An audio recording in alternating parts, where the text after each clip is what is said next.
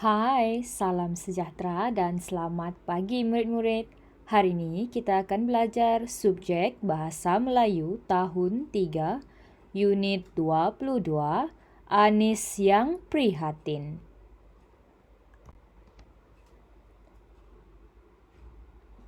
Objektif pembelajaran kita pada hari ini ialah membina dan menulis perenggan berdasarkan gambar dan frasa. Membina dan menulis perenggan berdasarkan gambar dan frasa. Apakah itu perenggan murid-murid? Sebentar lagi cikgu akan terangkan dengan teliti. Sekarang murid-murid buka buku teks halaman 138.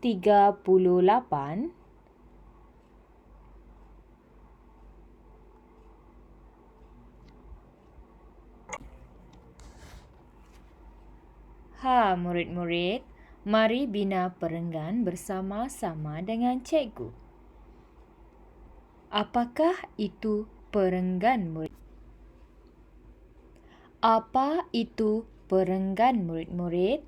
Perenggan ialah bahagian daripada sesuatu karangan yang terdiri daripada beberapa baris. Kata kuncinya adalah karangan. Perenggan terdapat di dalam karangan dan perenggan juga perlu terdiri daripada beberapa baris. Mari kita lihat gambar dan petikan berdasarkan buku teks muka surat 138 Anis yang Prihatin. Perenggan ini merupakan perenggan pendahuluan dan mempunyai beberapa baris. Baris yang pertama, Anis membantu ibunya mengemas rumah. Kemudian baris yang kedua, tiba-tiba kucing kesayangannya. Baris yang ketiga, si belang masuk ke rumah sambil. Dan baris yang terakhir, membawa seekor burung tekukur. Jelas murid-murid? Mari bina perenggan bersama-sama dengan cikgu. Rangkai kata di dalam petikan akan membantu murid-murid untuk membina perenggan. Yang kedua, rangkai kata yang pertama, burung tekukur cedera. Murid-murid perlu membina ayat berdasarkan rangkai kata burung tekukur cedera. Ayat yang sesuai, murid-murid perlu mulakan dengan kata nama ataupun nama seseorang, iaitu Anis melihat. Anis melihat burung tekukur itu cedera. Selepas Anis, murid-murid perlu meletakkan kata kerja, iaitu melihat. Anis melihat burung tekukur itu cedera. Kemudian rangkai kata yang kedua, sayapnya patah. Murid-murid boleh tulis sayapnya patah. Rangkai kata yang ketiga, menyapu ubat. Bina ayat berdasarkan rangkai kata menyapu ubat. Dan siapakah yang menyapu ubat? Murid-murid perlu mulakan ayat dengan nama dahulu. Kata nama iaitu Anis. Anis menyapu ubat tambah dan. Anis menyapu ubat dan membalut lukanya. Noktah. Kemudian masuk ke ayat yang seterusnya, iaitu memasukkannya. Rangkai kata memasukkannya ke dalam sangkar. Murid-murid perlu membina ayat berdasarkan rangkai kata ini, memasukkannya. Dan siapakah yang memasukkan burung tekukur itu ke dalam sangkar? Murid-murid perlu mula ayat dengan Ya, kata nama dahulu iaitu, kemudian Anis memasukkannya ke dalam sangkar. Nokta. Ayat perlu diakhiri dengan nokta. Dan di sini murid-murid boleh lihat perenggan ini terdapat 4 ayat. Dan 1, 2, 3, 4, 5. 5 baris.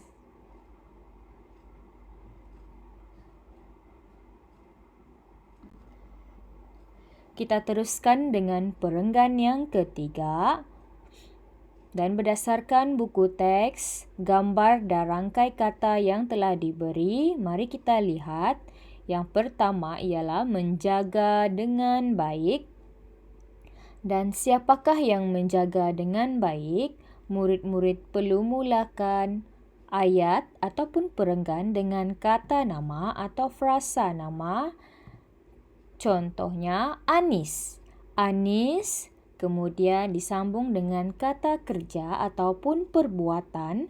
Anis menjaga burung tekukur itu dengan baiknya. Berdasarkan rangkai kata, kita telah menambah kata hubung iaitu dengan baiknya. Kemudian sambung ayat tersebut dengan rangkai kata yang sesuai. Memberikan makanan. Setiap hari dia memberikan makanan. Setiap hari dia memberikan makanan. Dia itu adalah kata ganti nama untuk Anis. Tidak perlu menulis Anis berulang kali. Murid-murid boleh gunakan perkataan dia. Dia itu merujuk kepada Anis. Setiap hari dia memberikan makanan. Memberikan makanan kita perolehi daripada rangkai kata yang diberi dan kita tambah kata hubung yang sesuai. Dan memberikan makanan dan minuman kepada burung itu. Dan kita juga menambah keterangan di belakang ayat. Ayat yang seterusnya, untuk membina perenggan kita perlukan tidak lama kemudian burung itu pun sembuh. Tidak lama kemudian burung itu pun sembuh. Sembuh kita perolehi daripada rangkai kata yang diberikan. Tidak lama kemudian burung itu pun perlu ditambah oleh murid-murid sendiri. Rangkai kata seterusnya adalah berasa gembira. Bina ayat berdasarkan rangkai kata berasa gembira. Ayat yang sesuai, Anis berasa sangat gembira. Anis berasa sangat gembira. Adakah jelas murid-murid? Murid-murid perlu ingat untuk membina perenggan, perlulah terdiri daripada beberapa baris yang mempunyai kesinambungan, tersusun dan teratur.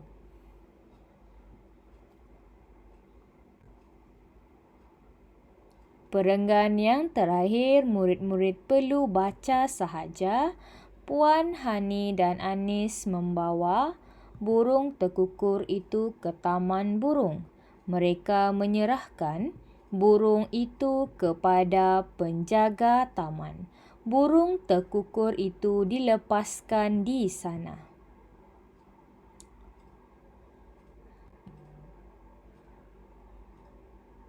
Tugasan yang pertama, murid-murid perlu tulis perenggan dengan kemas. Perenggan yang telah kita pelajari sebentar tadi, murid-murid perlu menulis kesemua perenggan dengan kemas. Tulis seperti contoh yang cikgu tunjukkan.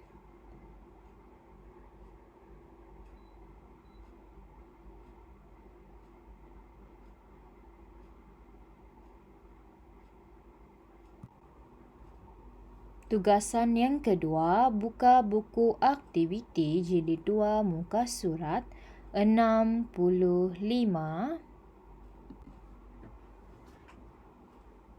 Mari bina perenggan berdasarkan rangkai kata atau frasa yang telah diberi. Kita lihat satu persatu. Rangkai kata pertama, berasa takut. Murid-murid perlu membina ayat berdasarkan perkataan berasa takut. Ayat yang sesuai, tambahkan frasa nama di depan ataupun kata nama, iaitu kawan-kawan Selvam berasa takut. Kemudian yang kedua, Selvam memberanikan diri berjumpa dengan Puan Salmah. Kedua-dua rangkai kata itu boleh digabungkan menjadi satu ayat, iaitu Selvam memberanikan diri lalu berjumpa dengan Puan Ling. Selvam memberanikan diri lalu berjumpa dengan Puan Ling. Rangkai kata yang seterusnya menceritakan perkara yang sebenar. Bagaimana hendak membina ayat berdasarkan frasa tersebut? Kita tambahkan kata nama di depan ataupun frasa nama, iaitu dia. Dia itu adalah kata ganti nama bagi Selvam. Dia menceritakan perkara yang sebenar. Tambahkan keterangan di belakang supaya lebih jelas. Kepada Puan Ling. Dia menceritakan perkara yang sebenar kepada Puan Ling. Kemudian, rangkai kata memohon maaf. Ayat yang sesuai, dia juga. Dia itu adalah Selvam. Dia juga memohon maaf. Kemudian kita tambahkan di belakang dengan keterangan yang sesuai. Dia juga memohon maaf atas kesalahan yang dilakukan. Atas kesalahan yang dilakukan. Rangkai kata yang seterusnya, memuji sikap jujur. Memuji sikap jujur juga rangkai kata yang perlu kita bina ayat sesuai. Tambahkan kata nama di depan dan kata kerja Puan Ling memaafkannya sambil memuji sikap jujur Selvam. Frasa yang terakhir, berjanji. Berjanji. Selvam berjanji, tambahkan keterangan di belakang, tidak akan mengulanginya lagi. Selvam berjanji tidak akan mengulanginya lagi. Ayat-ayat ini perlu digabungkan menjadi satu perenggan yang lengkap dan betul. Murid-murid perlu tulis seperti ini. Murid-murid perlu tulis perenggan seperti ini dengan kemas.